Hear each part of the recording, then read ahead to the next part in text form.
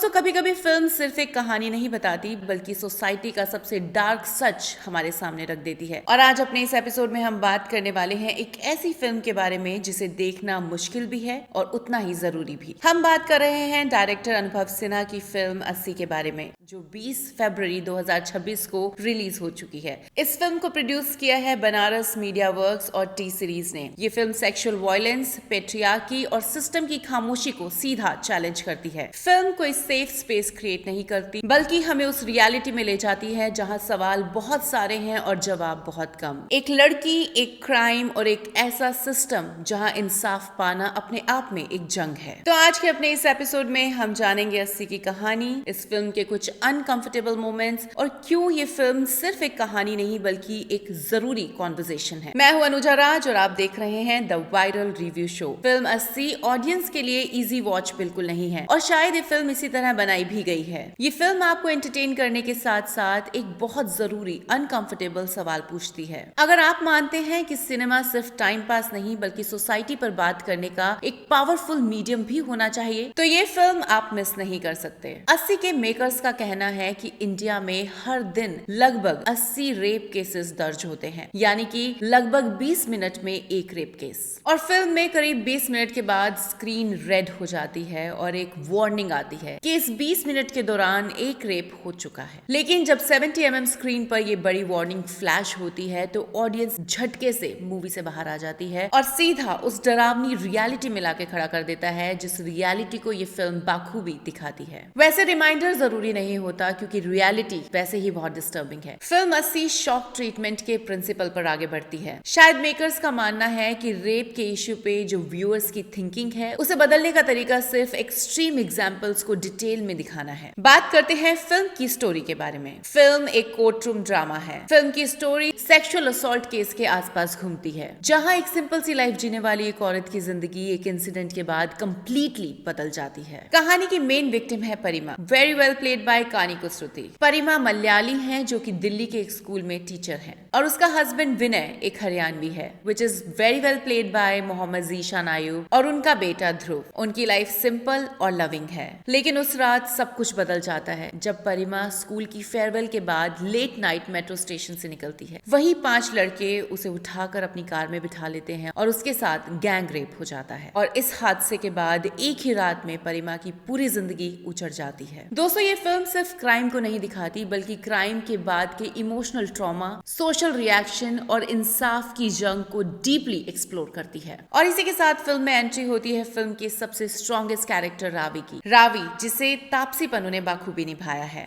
रावी एक एडवोकेट है जो परिमा का केस हैंडल करती है और बस थ्रू आउट द मूवी हम देखते हैं कि कैसे रावी स्ट्रगल करती है परिमा को इंसाफ दिलाने में, और परिमा को इंसाफ दिलाते दिलाते न जाने कितने केसेस और खुलते जाते हैं और कितने विक्टिम्स और नजर आते हैं। ये कैरेक्टर बहुत ही ज्यादा रियलिस्टिक निकल कर आया है और बिल्कुल भी ओवर ड्रामेटिक नहीं है। काम personality, strong arguments and strong screen presence. उनकी परफॉर्मेंस कंट्रोल्ड एंड मैच्योर्ड है और कुछ सीन्स में तापसी की परफॉर्मेंस इतनी ज्यादा बढ़िया है कि वो सीन्स फिल्म के कोर सीन्स बन चुके हैं। जैसे कि कोर्ट रूम का वो सीन जब तापसी हियरिंग के लिए आती है और उनके चेहरे पे इंक होती है और फिर भी वो बाखूबी से केस लड़ती है। ये सीन दिल को दहला देता है लेकिन एक कड़वी सच्चाई भी सामने लाता है कि अक्सर इंसाफ की लड़ाई लड़ने वालों को भी नफरत का सामना करना पड़ता है। और वहीं दूसरी ओर कानी कुसरुती का कैरेक्टर भी फिल्म का इमोशनल कोर है। उन्होंने अपने इस कैरेक्टर के साथ पूरा जस्टिस किया है। उन्होंने एक विक्टिम के इमोशंस, उसके ट्रॉमा को बहुत ही बाखूबी से दिखाया है। ओवरऑल कानी कुसरुती का परफॉर्मेंस फिल्म का रियल और डिस्टर्बिंग पार्ट है। और फिल्म में जज की भूमिका निभा रही है रेवती और वो फिल्म में वाकई एक रैशनल जज की तरह नजर आई हैं। वो कोर्ट में ऑब्जेक्टिव रहने की कोशिश करती नजर आ रही हैं, लेकिन कहीं ना कहीं ऐसा महसूस होता है कि वर्डिक्ट बहुत पहले से डिसाइड हो चुका है। यहाँ कोई टिपिकल हीरो विलेन जैसा कैरेक्टर नहीं है, सभी कैरेक्टर आम इंसान की तरह रियल लगते हैं। फिल्म की सपोर्टिंग कास्ट फिल्म को और भी रियलिस्टिक बनाती है, चाहे वो पुलिस ऑफिसर्स हों, लॉयर्स, फैमिली मेंबर्स या फिर विटनेसेस। इसीलिए ये फिल्म डॉक्यूमेंट्री जैसी रियलिस्टिक लगती है। इस फिल्म में नसरुद्दीन शाह,